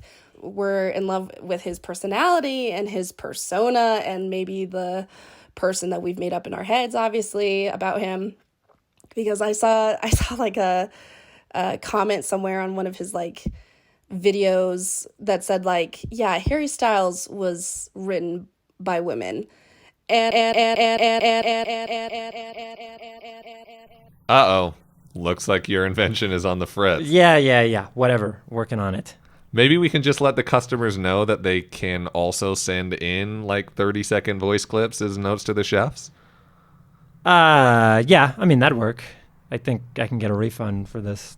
A refund? You said you invented it. How much did you spend? We love hearing from our patrons. So after this meal, we'd love to know, what work of art would you want to be present for when it was first released? We've been talking about yearning for a perfect past. So what is the work of art that you yearn for, you wanted to see while it was created? Maybe you want to go back to Moscow and see the premiere of The Rite of Spring, that opera, or maybe, like anyone else, you just have to go see Led Zeppelin live when they debut whatever song that they ripped off from their opening act. Either way, whatever it is, write into us at aminordiner@gmail.com, or you can comment on the YouTube video, find us on Instagram, Facebook, and if you want to have an audio answer, just send us anywhere 30 seconds to 1 minute audio clip to aminordiner@gmail.com. And I don't know about you, but I am stuffed. I'm reflecting so positively on before I had eaten, because now I feel sick to my stomach with all this nostalgia. I'm nostalgic for the time before this meal. Yes, before I ate this meal. But thank you all for dining with us tonight. Be sure to thank your hostess, Miss Mandy Groves, on your way out, and wave to Edward Tart on keys there. A Minor Diner is recorded on location and produced by Epicene Motion Picture Company.